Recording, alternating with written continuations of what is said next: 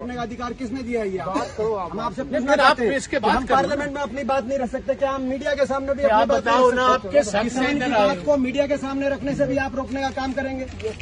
ये media laws है। नहीं, मीडिया का इंटरव्यू हमें मीडिया ने बुलाया है। आप दे रहे हैं लेकिन हायर हायर अथॉरिटी को आप बताओ कौन सी higher authority? You can stop अस।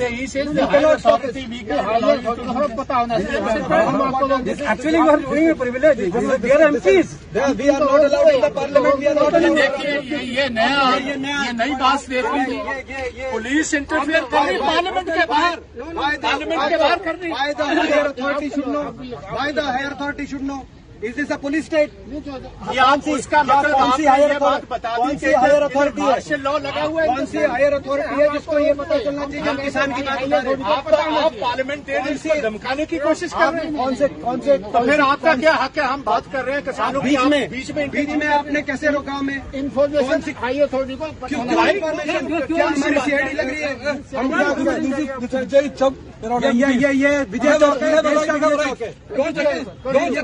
बीच में कोई किसी हायर अथॉरिटी को ये हमारे ऊपर निगरानी रखी जाएगी? देखिए क्या हमारे ऊपर क्या हमारे ऊपर निगरानी रखी जाएगी? ये नया मार्शल लॉ लगा दिया जिससे ये पाकिस्तान जैसा हाल ये हमारा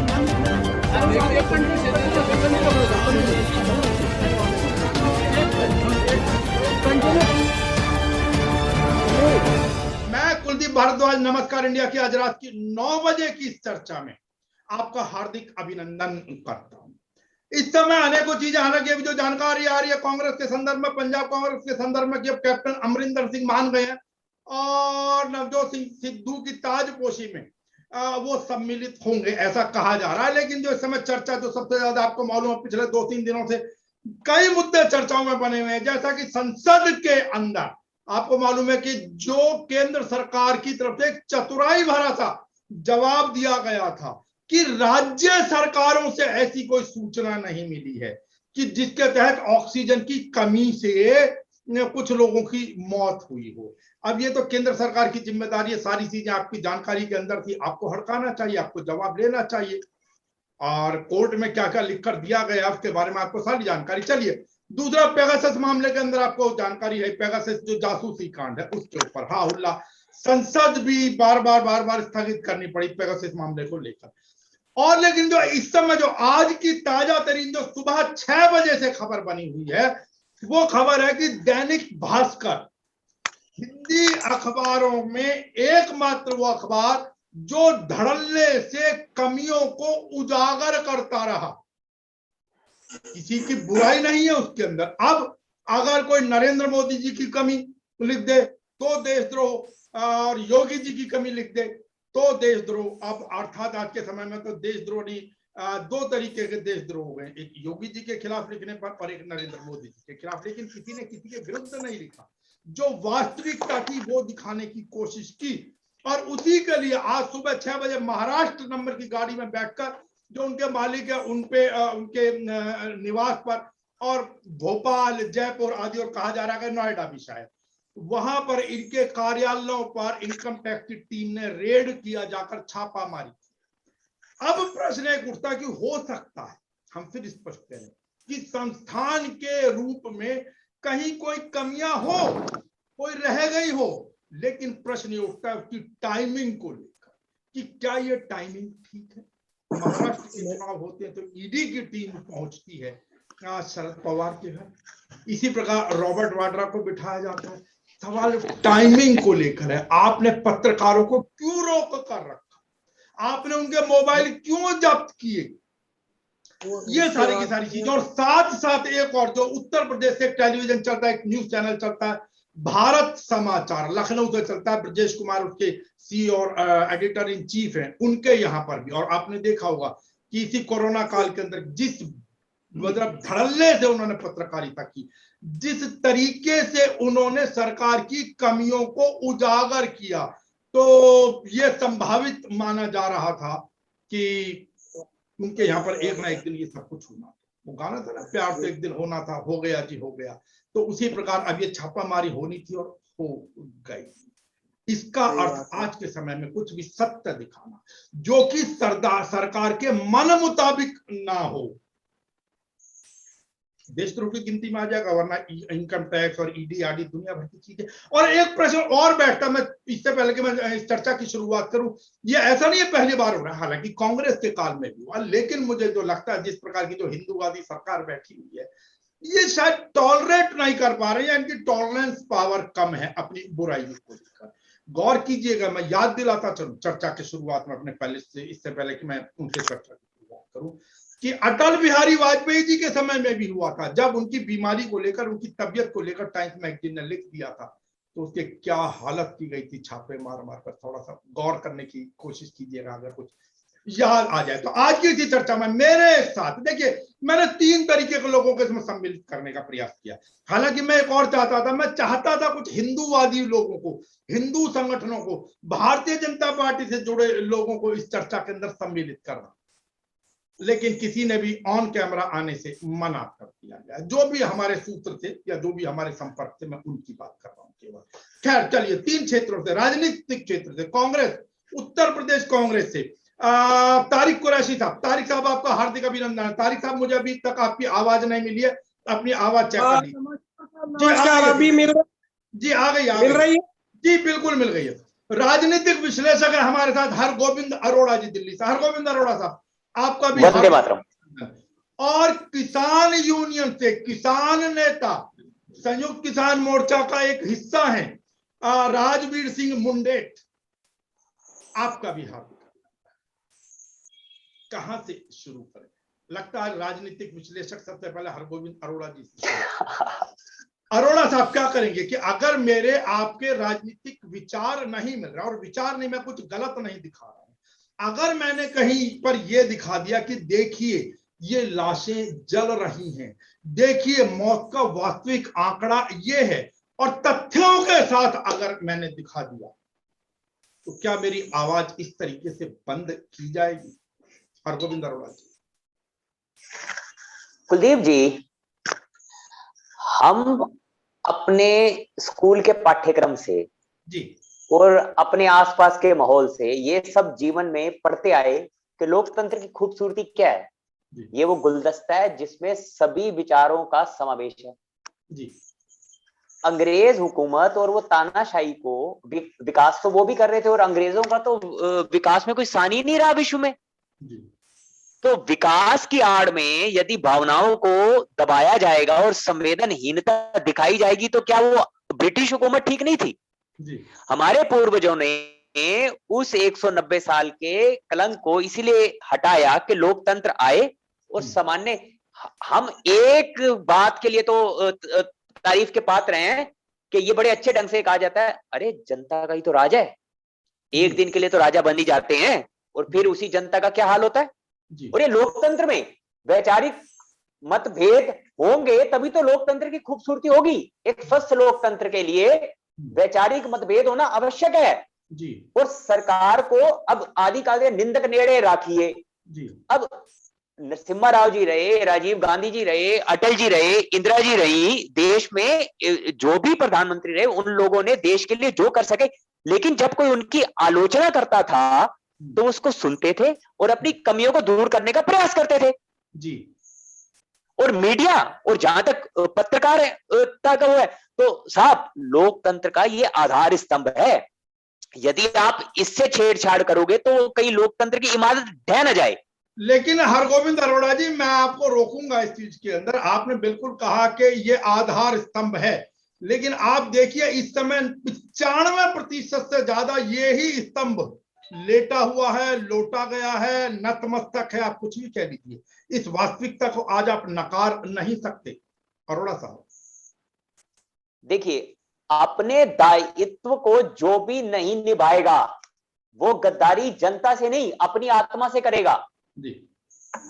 कलम ने इस देश में बड़े से बड़े आंदोलनों को खड़ा किया, कलम ने इस देश को आजादी दिलाई, कलम ने इस देश के नागरिक को सम्मान से जीने का अधिकार दिलवाया।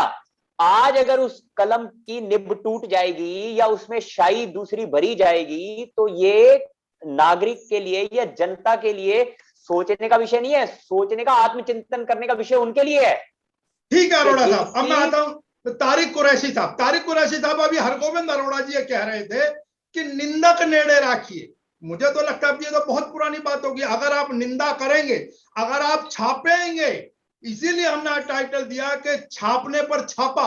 आपने छपाई करी, आपने छापा, आपने अखबारों के अंदर छापा, उन कमियों को दिखाया और लिखा, तो आपके ऊपर इस प्रकार के छापे पड़ेंगे। तो अब वो निंदक नेड़े राखिए वाली चीज तो मेरे ख्याल से अतीत का विषय हो गया। जिस प्रकार कहा जाता था, हम अपने स्कूलों के अंदर पढ़ते थे कि long long ago there was a poor Brahmin. तो ये तो बहुत, उस लॉन्ग लॉन्ग से भी कोई बहुत लॉन्ग वाली बात हो गई। तारिक साहब, कुलदीप साहब, बात यह है कि ये इस पे कोई राजी हो या ना हो, लेकिन मैं अब अपना ये जो सेकंड इनका टर्म है मोदी जी का, एक बात इसमें साफ हो रही है कि लोकतंत्र जो है वो खतरे में है, इसमें कोई दो राय नहीं है जी। जब लेखनी पे पकड़ हो जाए, जब लेखनी की आजादी छीनने लगे, जब पत्रकार की आजादी छीनने लगे, संविधान संस्थाएं जो है वो बंधक बना ली जाए, तो उस वक्त लोकतंत्र, इससे बड़ा खतरा और कोई नहीं होता। अंग्रेज के जमाने की हमारे भाई साहब ने बात करी, हमारे बंधु ने बात करी भी पहले से बोलते हुए, तो अंग्रेज के जमाने में से पहले भी विकास हुआ है। देखिए, विकास तो शेरशाह सूरी के जमाने में जितनी सड़क बनी है, जहां तक मैं इतिहास का अभी तक का अध्ययन करा, तो बहुत उनके जमाने में सड़क बनी, क्योंकि मगर वो लोग राजा थे। सम्राट अशोक ने भी विकास किया है? सम्राट अशोक के काल में भी विकास हुआ। तारिक साहब बोलिए।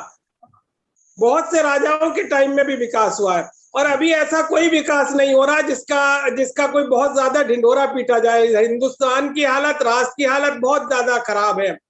मान्यवर, हालात इतने ज्यादा खराब है, अगर ये बोगस का मसला ना हुआ आपको, क्योंकि पूरे अंतरराष्ट्रीय स्तर पर इसे उठाया जा रहा है, टाइम्स ऑफ इंडिया, तमाम दुनिया के बड़े बड़े अखबारों में छप रहा है।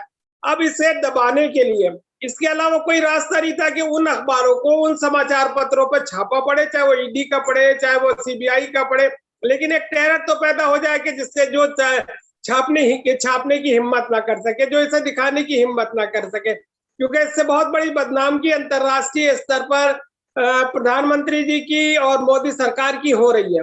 उसको बचाने के लिए बीच में इंटरप्ट कर रहा हूं, मैं आपको बीच में इंटरप्ट कर रहा हूं तारिक साहब। यही, इसी की कीमत, ये जो आप छापने की बात कर रहे हैं, इसी की कीमत चुकानी पड़ी। और यहां मैं अपनी स्क्रीन पर दिखाऊंगा उस समय कि जब सारे अखबारों ने मौत के ऑक्सीजन से संबंधित मौत के आंकड़ों के बारे में जैसा सरकार ने कह दिया वैसा छाप दिया, तब दैनिक भास्कर ने एक खबर छापी और वो फ्रंट पेज पर खबर थी। और मध्य प्रदेश में अप्रैल में ऑक्सीजन की कमी से हुए 15 हादसों में 60 लोगों की मौत, और केंद्र को बताई 0।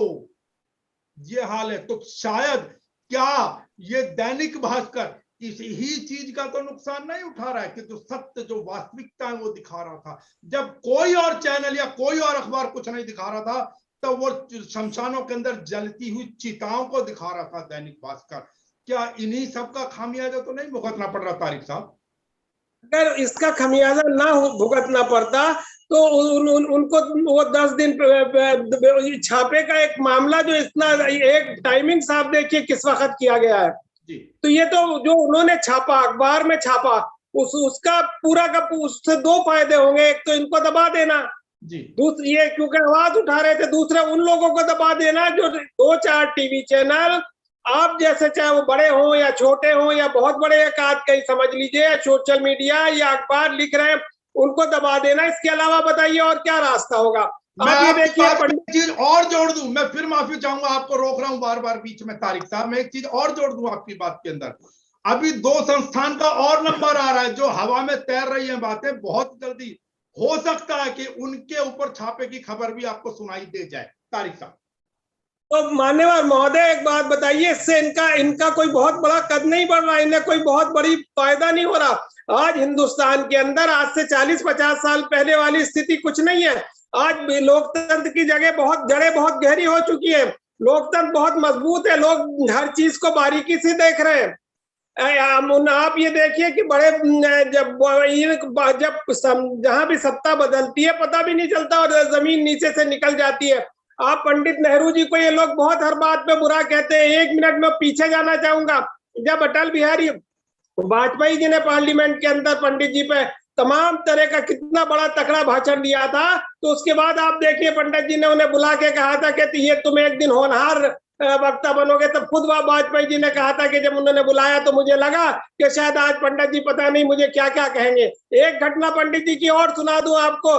कवि सम्मेलन था, इंदिरा जी बाहर बैठे तमाम कवियों को बुला रही थी। जी। अगर आपको स्मरण हो तो सुना हो तो उस वक्त के जो उनके तमाम कट्टर विरोधी कवि थे उन्हें ले गए तो उन्होंने कहा शायद नागार्जुन थे, मैं नाम नहीं समझ नागार्जुन थे, तो उन्होंने कहा आपके पिताजी मेरी कविता नहीं सह पाएंगे, नहीं सुन पाएंगे। उन्होंने कहा नहीं सह लेंगे, सुन लेंगे। तो जो वो कविता उन्होंने सुनाई कि कश्मीर को बेचने वाले, और पंडित जी ने सुनी। सुनने के बाद बड़े धैर्य से सुनी और उन्हें बुलाया अपने पास, लेकिन उन्होंने कोई ईडी नहीं भेजी, कोई सीबीआई नहीं भेज दी उनके पास।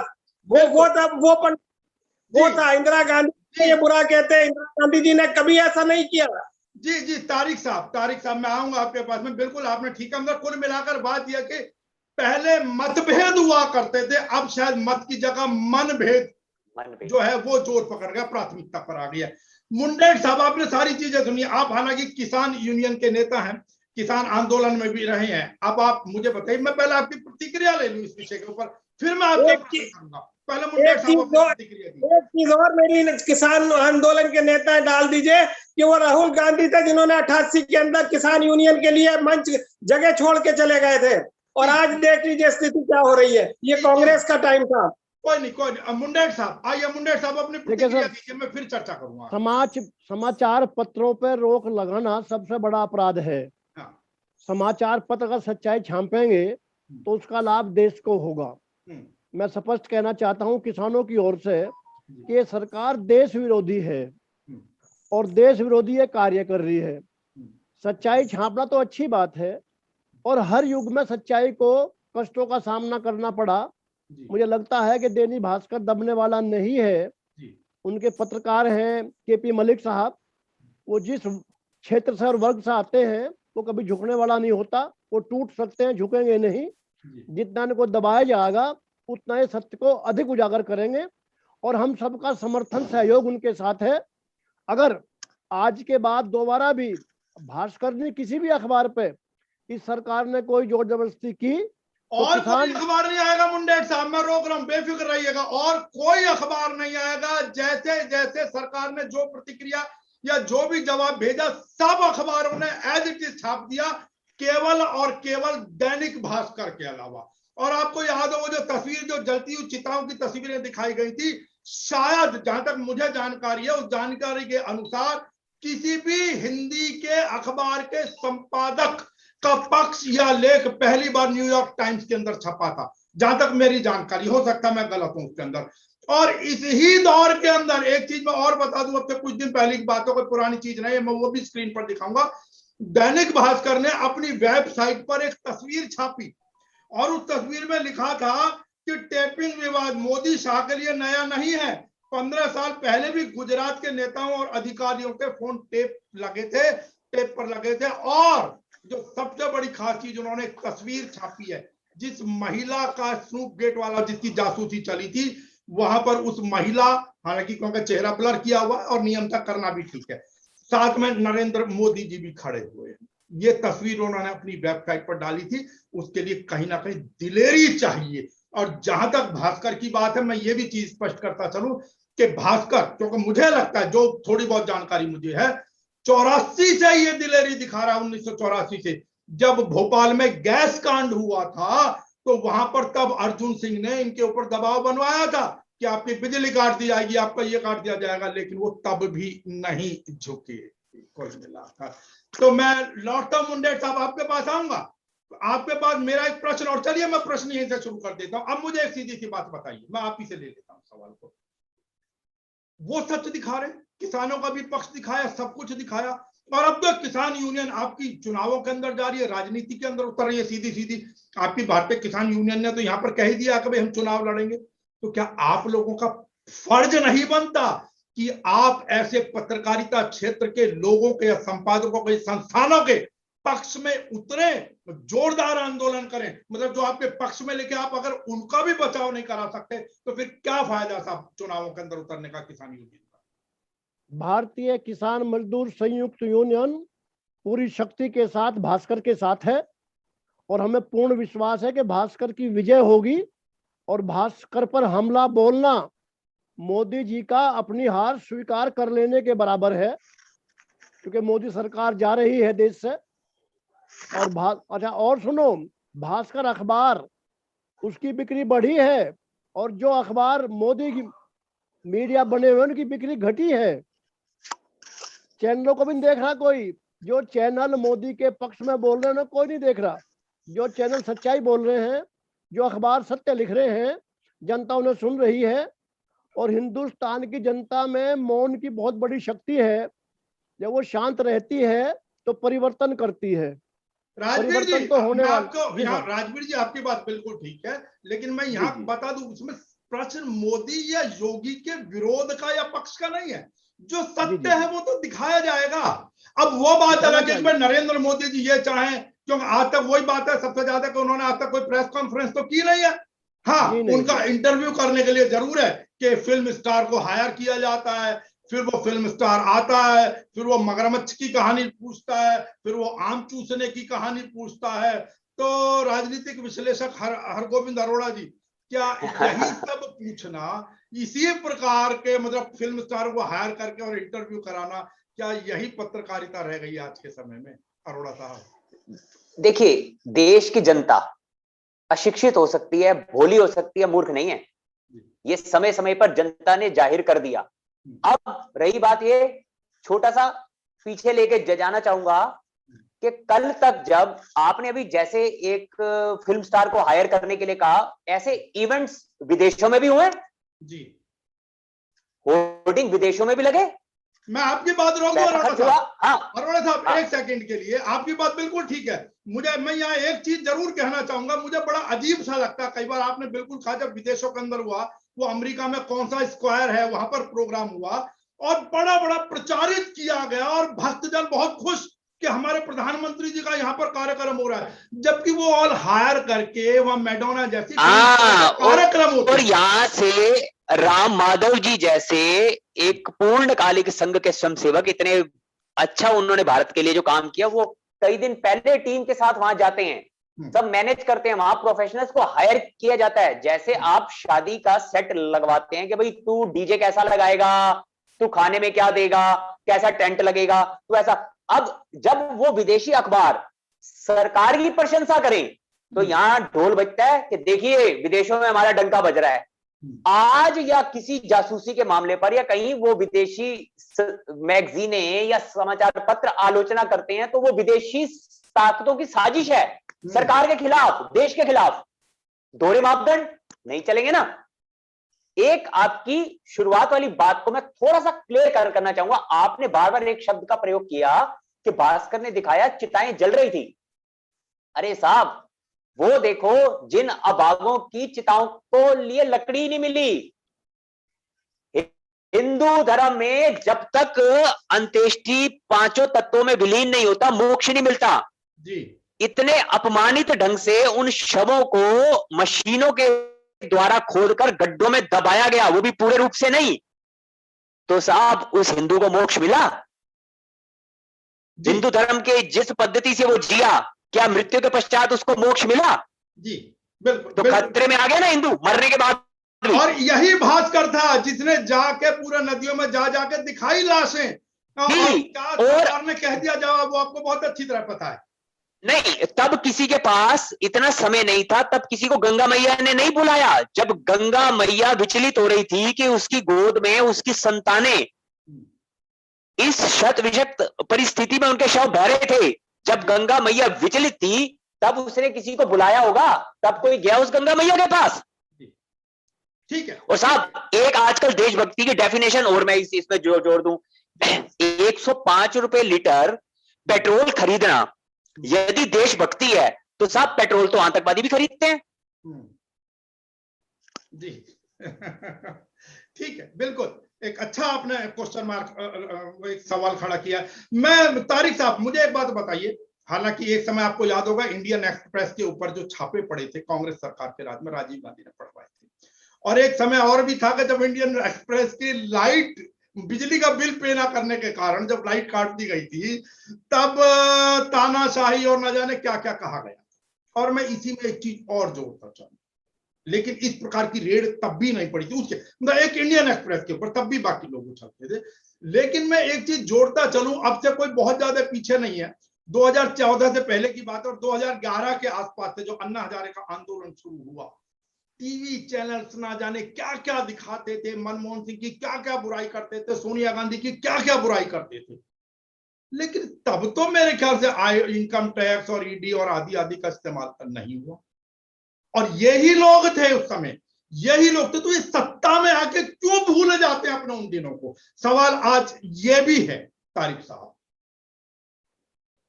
नहीं देखिए, ये जब भी तानाशाही कहीं भी आई है जी, आप तो हिस्ट्री के भी विद्वान होंगे, और आपने जहां भी जिस देश में तानाशाही आई है, चाहे हिटलर की आप ले लीजिए, वो जनतंत्र के माध्यम से लोकतंत्र की सीढ़ी पे चढ़ के आई है, जनता की सीढ़ी पे चढ़ के आई है। और वो तो बहुत मशहूर है कि उसने जब पार्लियामेंट में गया तो मुर्गी अपने साथ ले गया था, सारे पर नोच दिए, सारे पर जब नोच दिए तो मुर्गी बिल्कुल नंगी हो गई। आखिर में उसे दाना डालता रहा, और उसे क्योंकि खाना मिल रहा था, पेट भर रहा था। अब सब जब आदमी सब पूरी तरह खत्म हो जाएगा तो 5 किलो राशन उसके लिए बहुत बड़ा समय, बहुत बड़ा होगा। एक वक्त बाढ़ आ रही है, विपदा आ रही है, अगर उसे थोड़ा बिस्कुट भी किसी को मिल जाए, या वो जो बच्चे उसमें गिर जाते हैं, वो बोरीवेल में गिर जाते हैं, उन्हें बिस्कुट और ऑक्सीजन पहुंचाई जाती है, उसी को अपनी सारी जिंदगी समझते हैं, आदमी उसको सारी जिंदगी समझेगा। आज उस हालत में देश के गरीब आदमी को भेजा जा रहा है कि उसको भर पेट जिस दिन भोजन चाहे वो कोई भी दे देगा तो वो उसको अपने आप के लिए पर्याप्त समझेगा, उसकी आवाज को दबाया जा रहा है। बताइए, आदमी अगर पुलिस उसकी ज्यादती करती थी श्रीमान, तो आदमी सोचता था मुझे न्यायालय से जब वो राहत मिल जाएगी। न्यायालयों की भी स्थिति ये हो गई कि कुछ कहना चाह रहे हैं? मैं तारिक साहब, मेरे ख्याल से हम ये भास्कर और पत्रकारिता जगत तक ही अगर अपने आप को सीमित रखें तो ज्यादा अच्छा। और मैं एक चीज साथ साथ जोड़ता चलूंगा, याद दिलाता चलूं कि दैनिक भास्कर ने एक और चीज दिखाई थी, शायद उसका भी खामियाजा उसे भुगतना पड़ा, कि प्रेस की आजादी के खिलाफ ग्लोबल लीडर्स की लिस्ट में मोदी भी। ये खबर भी बाकी लोगों के साथ में इमरान खान, किंग जोंग और बिन सलमान जो सऊदी अरब, उनके साथ में मोदी जी की तस्वीर भी दैनिक भास्कर ने छापी थी। इन सबका तो खामियाजा है। दैनिक भास्कर को खमियाजा जहां भुगतना पड़ रहा है, इसमें कोई शक नहीं कि उन्हें खमियाजा भुगतना पड़ रहा है। लेकिन मैं इस बात से सहमत हूं, अभी पूर्व मेरे से कहा गया कि भास्कर को बहुत बड़ा फायदा होने जाने वाला है। अब देखिए, हमारे यहाँ भास्कर नहीं था, हम भास्कर को ढूंढते फिर रहे, अपने अखबार वाले से कल से कह रहे हैं कि भाई हमें भास्कर लगाओ, भास्कर दो। तो भास्कर तो आज तक एक क्षेत्रीय पेपर हो सकता है, कितना बड़ा मुझे पता भी नहीं। भास्कर एक बड़ा पेपर बनने जा रहा है, और भास्कर को क्या चाहिए? नहीं, भास्कर वैसे मैं बता दूं हिंदी अखबारों में हिंदुस्तान का सबसे बड़ा अखबार है, लेकिन हाँ, एकाएक उसके एनुअल सब्सक्रिप्शन के अंदर उछाल आया बड़ा भयंकर आज। ये भी एक वास्तविकता है। तो भास्कर किसी को क्या चाहिए आज? आप ये देखिए, जितना आप किसी को दबाओगे, वो जिस वेग से दबाओगे वो भी इस वेग से उठेगा। हालांकि आप ये देखिए कि कभी भी जिन पे हमारे पे इल्जाम लगाया जाता है कि उस टाइम में ऐसा हुआ या कुछ भी हुआ, इस तरह के छापे और इस तरह की नहीं हुए। ठीक है, कोई चीज लगी होगी, लेकिन इतनी सख्ती हिंदुस्तान के 70 साल के इतिहास में ऐसा नहीं हुआ कि मीडिया को बिल्कुल कुचल दिया गया हो। मीडिया को सख्ती से कुचला गया, जो पैसे दिए, पैसे दे के उसके मुंह बंद करे, और उन्हें अपना पिटलू बना दिया, गोदी मीडिया बना दिया। जो गोदी मीडिया नहीं बना उसे इस तरह दबा रहे। तो हिंदुस्तान के लोकतंत्र को, हिंदुस्तान की जो सार्वभौमिकता है, जो हिंदुस्तान की एकता अखंडता के प्रतीक है, उनको खत्म किया जा रहा है। हरगोविंद अरोड़ा जी, आपसे एक सवाल ले लूं। हरगोविंद अरोड़ा जी, वो जो इमरजेंसी लगी थी इंदिरा गांधी के समय में, वो घोषित इमरजेंसी थी, लेकिन आज तो लगता है कि उससे भी बुरे हालात हैं। और अघोषित इमरजेंसी है नहीं, लेकिन हालात शायद उससे बुरे नहीं हो गए। अरोड़ा साहब, क्या कहना चाहेंगे? देखिए, बिल्कुल आपका प्रश्न एकदम सटीक यहाँ क्यों बैठता है कि आपने अभी जिक्र किया प्रिंट मीडिया और मीडिया के विषय में। यहाँ तो सब पार्टी के अंदर, लोकतांत्रिक पार्टी इतनी पुरानी पार्टी है, एक विचारधारा, उसमें भी अगर कोई बात से इत्तेफाक नहीं रखता तो आपके पास वो उदाहरण है जिनको एक साइड कर दिया गया, श्रद्धेय आडवाणी जी। और आडवाणी जी ने 2014 में ये कहा था कि अब अघोषित इमरजेंसी का दौर आ गया, शायद आपको ध्यान हो, लेकिन उसको लोगों ने एक कान से सुन के दूसरे कान से निकाल दिया, गंभीरता से नहीं लिया।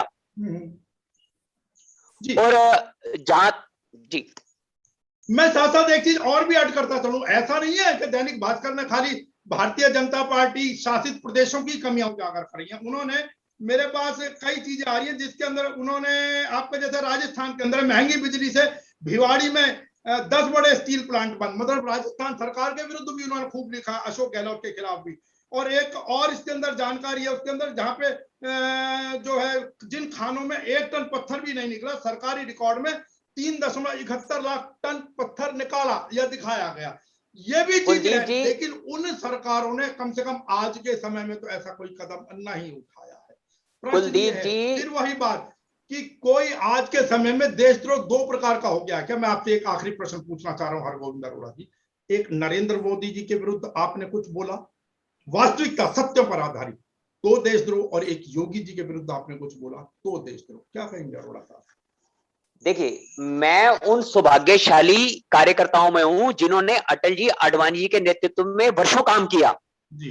अब आपको एक छोटा सा एक आपको किस्सा बताऊं कि स्वर्गीय अटल जी जब प्रधानमंत्री थे तब वो सुबह के अखबारों में, तब प्रभाष जोशी जनसत्ता के एडिटर हुआ करते थे जी। आपको ध्यान हो तो, और वो एक देश के महान पत्रकारों में रहे, मैं उनका आदर करता रहा हूं, बहुत संघर्ष उन्होंने अपने जीवन में किया, तो वो अपने संपादकीय में अटल जी की आलोचना अवश्य करते थे अगर कोई बात ऐसी हो तो। और अटल जी मुस्कुराते हुए सुबह ये बोलते थे, भाई आज वो जनसत्ता का बताओ कि प्रभाष जोशी जी ने क्या लिखा है जी। तो ये खूबसूरती है साहब इस लोकतंत्र की, ठीक है, कि देश का प्रधानमंत्री ये कहता है कि मेरी आलोचना जिसने लिखी है पहले मुझे वो पढ़ के बताई जाए, और बाकी तो अपनी प्रशंसा तो सभी कर ही रहे हैं। राजवीर मुंडेट जी, अब मुझे बताइए, मैं एक जानकारी आपको और दे दूं आज की, कि बाजवा जो है कांग्रेस से और हुड्डा साहब जो हरियाणा से आते हैं, वो मीडिया से कुछ बात करना चाह रहे थे पार्लियामेंट के बाहर निकलकर। अरोड़ा जी को शायद मालूम है इस विषय के अंदर, और वो बात करना चाह रहे थे, लेकिन ये पुलिस के एएसआई रैंक के अधिकारी जो भी थे वो बात नहीं करने देना चाह रहे थे, कहने हमें ऊपर से ऑर्डर है आप बात, इस हद तक प्रतिबंध हो गया कि कोई भी चुना हुआ सांसद बात नहीं कर सकता मीडिया से। सर प्रोटोकॉल देखिए ना, एक सांसद को रोकने के लिए कम से कम एक आईपीएस स्तर के अधिकारी को तो भेजते, ये तो जनता का अपमान है। जी, उस 15-20 लाख। मैं अरोड़ा साहब एक कमेंट राजवीर मुंडेट जी से ले लूं। जी राजवीर जी बोलिए। देखिए सर, ये तो जो सरकार है आज की, ये घबराई हुई है सच्चाई से। भास्कर सच्चाई लिखी तो भास्कर छापे मार दिए, सांसद सारे काम कर दिए। मुंडेट साहब मुझे अपनी अंतिम प्रतिक्रिया में ये बताइए, वो किसान यूनियन, वो किसान संगठन जो अब राजनीति में उतर रहे हैं, हमें कैसे विश्वास हो कि मीडिया की आवाज को ना दबने देने के लिए आप लोग जैसे सड़कों पर उतरे, इसके लिए भी उतरेंगे? मैं कम से कम आपके संगठन से क्या उम्मीद करूं, मुझे तो ये जवाब दे दीजिए आखिर। जो किसान संगठन राजनीति में उतरने की बात कर रहे हैं, वो किसान संगठन किसान हितैषी नहीं है। मैं स्पष्ट करना चाहता हूं, वो मोदी हितैषी है, मोदी भक्त है, वो मोदी के चमचे कह सकता हूं। चलिए छोड़ दीजिए उस चीज को, लेकिन फिर भी आपने जब आप किसानों को बचाने के लिए आए तो क्या पत्रकारिता जगत के लोग भी तो आप ही के समुदाय से हैं, आप ही के बीच के लोग हैं, क्या आप नहीं चाहते, क्या आप नहीं उतरेंगे उनके बचाव के लिए? मुझे ये बता दीजिए। मैं कह रहा हूं, भारतीय किसान मजदूर संयुक्त यूनियन पूरी शक्ति के साथ समाचार पत्रों के साथ है, ईमानदारी के साथ है, सत्य के साथ है, खड़ी रहेगी, नहीं हटेगी, नहीं झुकेगी, मुकाबला करेगी तानाशाही का और सच्चाई का साथ देगी। ठीक है साहब, क्योंकि मेरे पास आज समय इतना ही था, आप लोगों से मैं इतना ही ज्ञान ले पाया, लेकिन मैं उम्मीद करूंगा क्योंकि अभी विषय गर्म रहेगा और इस चर्चा को अगर आप लोगों के पास समय होगा तो मैं कल फिर बढ़ाऊंगा और खोलेंगे, और बहुत सारी चीजें छूट गई हैं इसके अंदर अभी, जिनको हम वृहद रूप से चर्चा करेंगे। आज नमस्कार इंडिया से जुड़ने के लिए तारिक कुरैशी साहब आपका बहुत बहुत धन्यवाद, हरगोविंद अरोड़ा जी आपका भी बहुत बहुत धन्यवाद, और आदरणीय राजवीर सिंह मुंडेट साहब आपका भी बहुत बहुत धन्यवाद। बाहर निकले, मास्क लगाकर निकले, स्वस्थ रहें, नमस्कार। आपका भी धन्यवाद, बहुत धन्यवाद।